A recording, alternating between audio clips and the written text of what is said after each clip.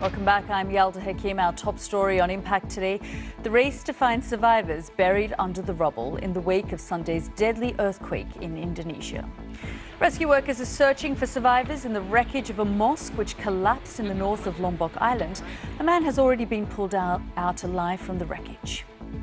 Iran accuses the US of psychological warfare after the US reimposes sanctions, while Europe promises to keep channels open to Tehran. And the child abuse case that has horrified Germany. That's all coming up here on Impact.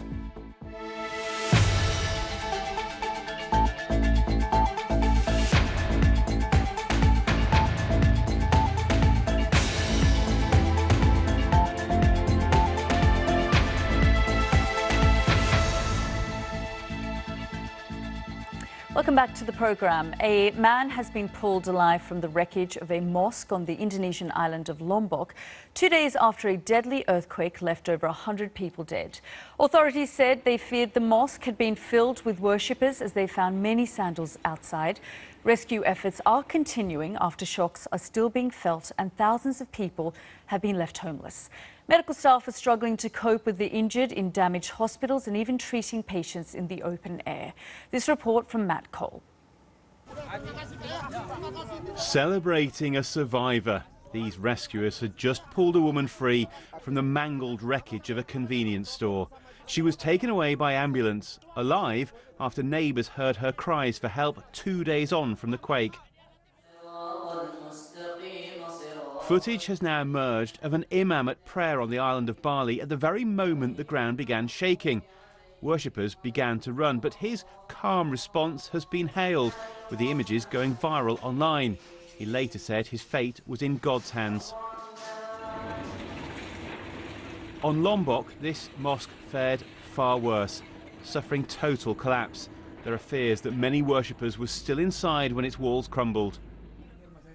Across the island of Lombok, it's believed around 20,000 people have been displaced. This villager returned to what used to be his home. We might be still in trauma after 3 to 6 months. I don't think it will be easy to return to normal life. We need to do it slowly because the trauma was extraordinarily bad. Since the initial violent quake, captured on camera here at a bar, there have been more than 200 aftershocks. Afraid there may be more, thousands of people are now living out in the open. Aid agencies say they've only managed to provide some shelter and water. For many of the temporary visitors, the tourists, the wait to get home is a long one. But those who've made it to an airport are doing better than the many still stranded on the Gili Islands. Some are now getting away from there, but rescue came slowly. But the real concern remains for those, mostly local, who remain missing and for whom the search continues. Matt Cole, BBC News. Now let's go to the rest of the day's news. The US's decision to reimpose sanctions on Iran has been causing waves around the world. The car manufacturer Daimler has confirmed it will halt business with Iran. But several European governments have repeated their support for the Iran deal agreed by President Obama and said they will take immediate action to block the impact of the US policy reversal. Iran's President Hassan Rouhani says the White House will regret the move, which he called psychological warfare. The US has warned an escalation of the sanctions is due in November. Our diplomatic correspondent Paul Adams reports. President Trump has always made it clear he absolutely hates the Iran nuclear deal. The Iran deal was one of the worst and most one-sided transactions. And it's a horrible agreement for the United States. We're not going to allow certain things to happen that are happening, and the Iran deal is a disaster. And when he pulled out of it 3 months ago, he said Iran would suffer. We will be instituting the highest level of economic sanction. Any nation that helps Iran in its quest for nuclear weapons could also be strongly sanctioned by the United States. Iran will no longer be able to buy American dollars. It won't be able to trade in gold. Aluminium and steel are also on the list, as is the country's currency, the rial. In 3 months' time, there'll be more sanctions on Iran's oil industry, shipping and insurance, and the central bank. Iranians are very frustrated and angry. There are protests morphing around the country. This has been ongoing since December and January. And the government has very limited tools to really protect itself from the domestic instability. Of course, they can always crack down, but they're in trouble, and this is going to be a tough period for them. This is precisely what Mr. Trump wants. He says the nuclear deal did nothing to curb Iran's behaviour around the Middle East. Its support for militant groups in Lebanon and Gaza, its involvement in the wars in Syria and Yemen. The nuclear deal's other partners, the Europeans, Russia and China, are desperate to keep the deal alive. They still think it's the best way to stop Iran from developing nuclear weapons. The deal has two parts. Iran gives up their nuclear program, and the international community opens up trade and economic relations with Iran. This second pillar has to be maintained if we want the first pillar to be maintained. And so far, Iran has been compliant fully with their nuclear commitments. Mr. Trump thinks Iran will ultimately come back to the negotiating table. And I have a feeling they'll be talking to us pretty soon. But so far, all we've had is a lot of heated rhetoric on both sides. If Donald Trump is trying to change Iranian behaviour, it's not happening yet. Paul Adams there. Well, let's go to other stories making headlines here on Impact. North Korea has released a South Korean man who was detained after crossing the border illegally late last month. The unification minister in Seoul said the repatriation was being taken as a positive signal as talks continue to secure the release of other prisoners held in the north.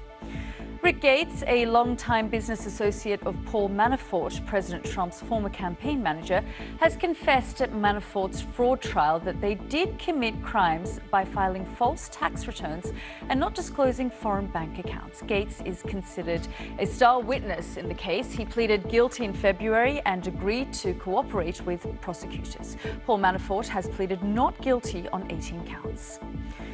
Australia's population will reach 25 million for the first time today, a rise fueled mostly by immigration. According to official estimates, Australia has grown by about 400,000 people a year over the last 3 years, with most migrants coming from India and China. And Brazil has been ordered to reopen its northern border with Venezuela after briefly closing it to those fleeing economic and political turmoil. The Supreme Court overturned an earlier order to shut the entry point in the Amazon region, which around 500 Venezuelans cross every day. OK, let's go to Germany now. And a court has sentenced a mother and her boyfriend to 12 years in jail for sexually abusing her young son and selling him for sex to other paedophiles via the internet. The German couple were arrested last year along with 6 other men following a tip-off. Our correspondent Jenny Hill has more from Berlin.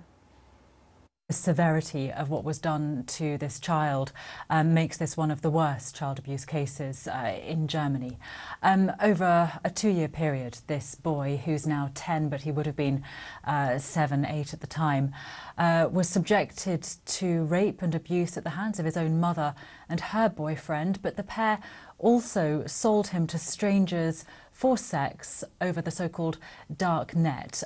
Prosecutors say that the boy was subjected to more than 60 serious sexual attacks. Many of those were filmed. The films were then also distributed on the darknet. So a horrifying catalogue of abuse for this child.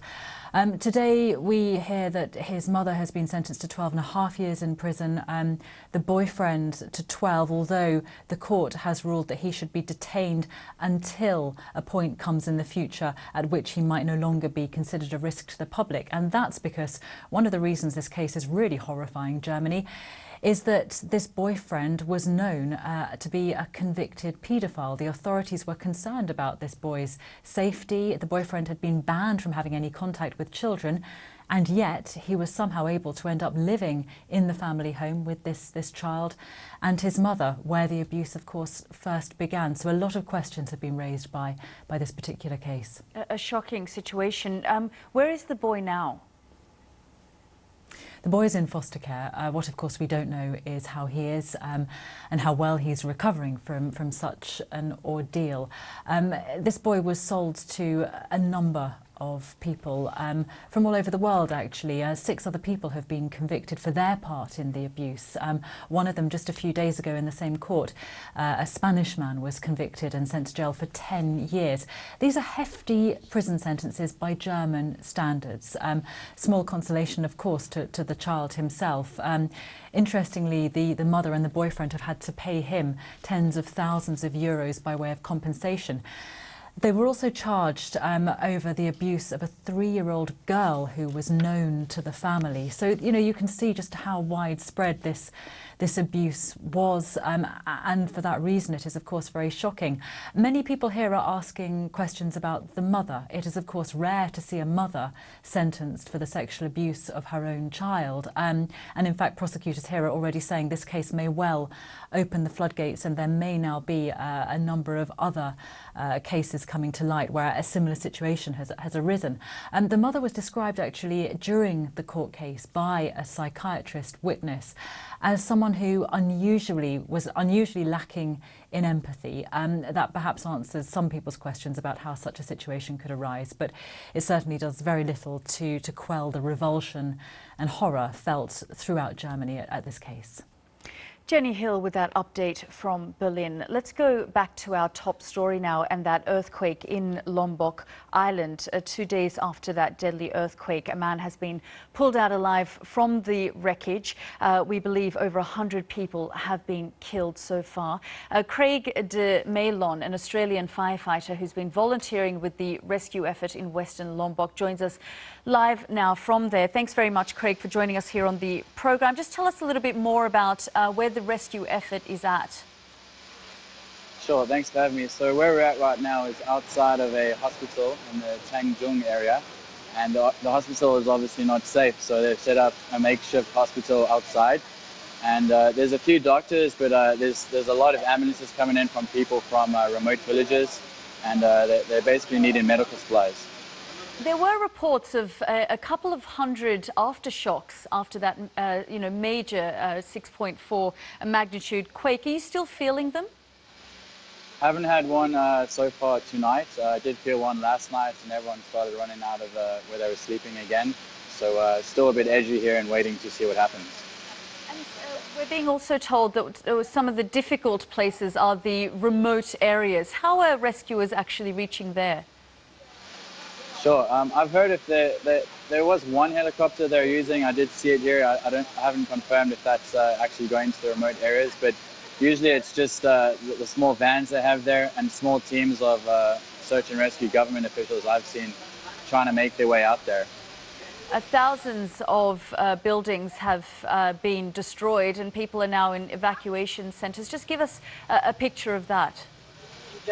Well, everywhere you drive along the street on the left and right, you just see completely flattened houses, and you know there's smells coming from them.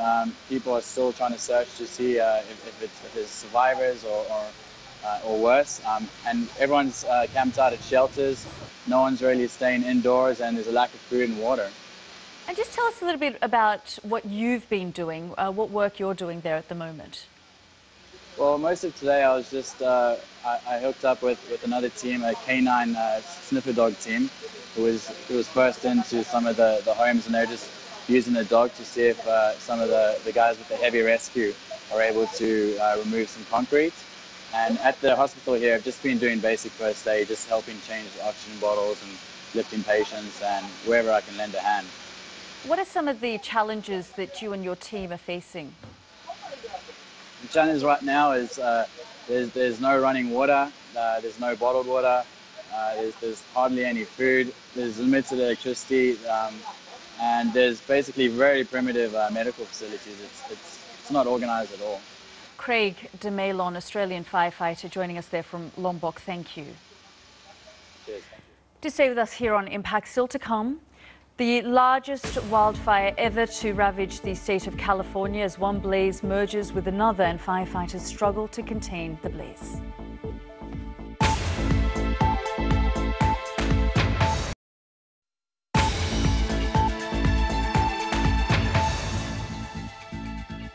You're watching Impact on BBC World News. I'm Yalda Hakim. Coming up in 15 minutes' time, Aaron joins us to tell us what's coming up on his show. Hi. Busy day. I know you've been talking about it. We can't avoid it, right? The sanctions. They're back. I mean, you know, these. It's a long list on today's sanctions, but the big guns really come out in force on November the 5th.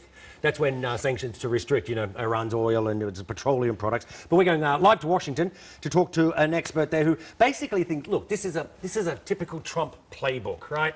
He puts an America First agenda, he disrupts the status quo, he threatens the worst case scenario, and then comes in and rescues it all and makes a deal with his name on it. So it's very interesting. Look, we're going to do that. Also talking about President Trump, he's also meeting some of America, the big bosses of some of America's biggest companies. He's going to talk to them. Well, we're talking PepsiCo, Boeing, FedEx, etc.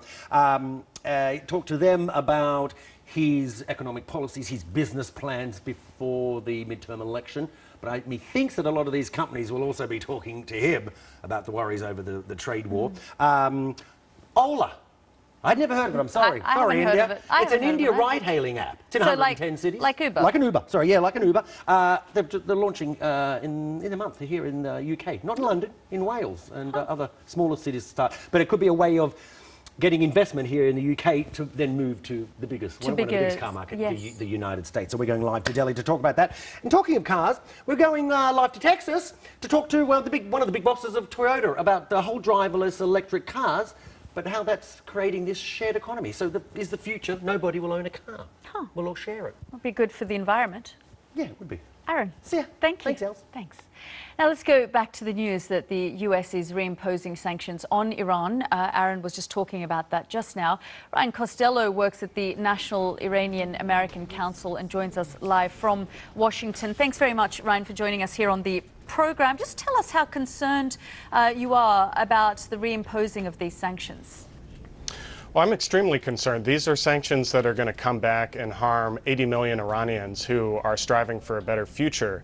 And it's going to be really devastating for them. It's also going to undercut a successful non-proliferation agreement that has curbed the prospect of an Iranian nuclear weapon and potentially risk war. What is the actual goal here for the United States? I don't really know exactly what the Trump administration is driving at. I think President Trump wants pressure for pressure's end. I think a lot of his advisors want pressure as a means in and of itself. It isn't exactly driving toward any concrete goal. You have Secretary Pompeo list 12 disparate actions that it wants to see from Iran, but it's undercut a non-proliferation accord that was successful. Are sanctions actually a policy? I think they are, in and of itself, the policy here. There's not exactly any real sense that the Trump administration is going to come back to the negotiating table. If they were serious about negotiations, first, they'd stop threatening war over Twitter. Second, they'd stop from imposing these sanctions. And third, they'd be offering more for more, meaning more sanctions relief for more Iranian concessions. That's not the case. They just want sanctions in and of itself in an effort to collapse the Iranian economy and potentially the regime. So if you say that sanctions are a policy, I mean, what's the end goal or result of it? I mean, because they do maintain that they are not interested in regime change, for example. I think, they have wanted to keep the impression that they are open to negotiation on the table as a means to pressure Iran if they're not willing to sit down and negotiate while their economy is being hammered. John Bolton, before he came in as national security advisor, said in November that essentially they should keep the prospect for negotiations open even though Iran wouldn't come to the negotiation table. So, in effect, shifting the blame onto Iran for an escalation of tensions and an increased threat of war. Can sanctions, though, be effective given there's a clear split between, European allies, for example, who have gone as far as to say that they would even sue the US for these sanctions? Well, I think sanctions are most effective when you bring along other countries in order to implement them. That's not what the Trump administration is doing. The Trump administration had the chance to work with Europe between January and May in order to pressure Iran on ballistic missiles, on its regional activities. And in effect, Trump ignored those negotiations entirely, didn't even know who the lead U.S. negotiator at the State Department was, Brian Hook, when he met with Emmanuel Macron earlier this year. So all of these efforts that Europe put in to satisfy the Trump administration's unilateral demands went toward nothing. And they're going to be the ones who are most impacted by the impact of sanctions, aside from the Iranian people, because the U.S. and European economies are so intertwined. So, it doesn't make much sense. China and Russia and India are probably going to continue a lot of their economic relations while Europe gets hammered. Ryan, we'll have to leave it there. Thank you so much for joining us here on the program. Thank you. Now, from Japan's heat to wildfires north of the Arctic Circle, we're seeing more and more examples of extreme weather. And of course, the fire is still raging throughout the western United States. 2 fires in California have merged into one, making it the largest blaze in the state's history. CBS's Laura Podesta has the details. A Northern California wildfire has exploded to become the largest in the state's history. The Mendocino complex north of San Francisco is being fueled by hot, windy weather and dry vegetation. If anything, over the next couple of days, this is bad news, the heat dome is actually going to expand and conditions will get hotter and drier. The fire has already destroyed more than 150 structures and threatens thousands more. Officials don't expect to have it fully contained until next week. A record 14,000 firefighters are battling over a dozen fires throughout California. And up you go. In the southern part of the state, hikers in Cleveland National Park were rescued after a fast-moving fire erupted Monday. One resident had to run for his life. So I see a little smoke. We better go down there. So we rush down there in a car and I get to the helicopter pad, and the fire is already, flames are across the road we couldn't cross. 2 firefighters there were treated for heat exhaustion. It's unsafe and we cannot reopen the valley. Parts of Yosemite National Park are closed after high winds pushed the fire past containment lines over the weekend. We know this is a disappointing and challenging time for our visitors that have planned trips, sometimes years in advance. Sacramento health officials are advising residents to avoid outdoor activities for the entire week because the smoke is so thick. Laura Podesta, CBS News, New York. Now, it's difficult to attribute all extreme weather events to climate change, but we do know they will happen more often as temperatures rise. Scientists are warning today that the world could be decades away from uncontrollable climate change that would make parts of the planet uninhabitable. A new study suggests a hothouse Earth could be triggered by a worldwide temperature rise of just 2 more degrees. Here's our environment correspondent, Matt McGrath. The oceans, the lands and the forests of the world have long played an important role in helping humanity avoid the worst of global warming. They've soaked up huge amounts of CO2 over the past 2 centuries, limiting the rise in temperatures to around 1 degree Celsius.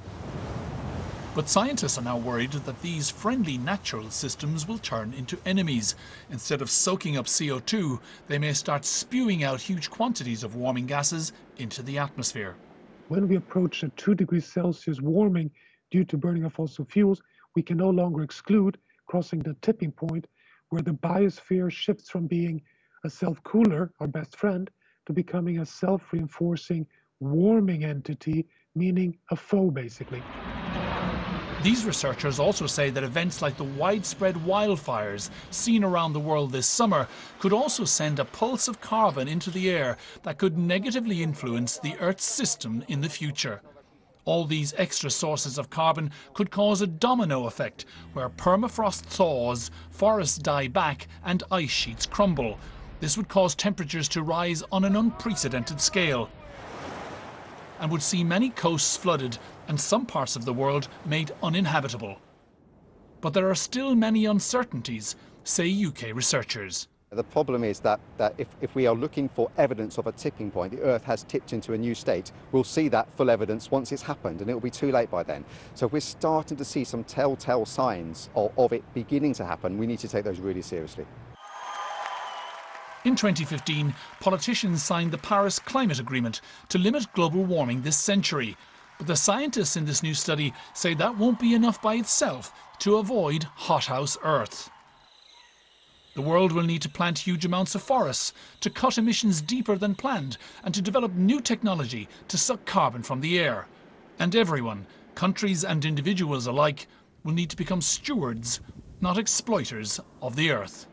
Matt McGrath, BBC News. OK, before we go, let's just leave you with these pictures of a whale which has been rescued by dozens of volunteers after becoming stranded near Cancun in Mexico. The 18-metre fin whale became beached on Isla Contoy in the Caribbean Sea. We'll see you shortly.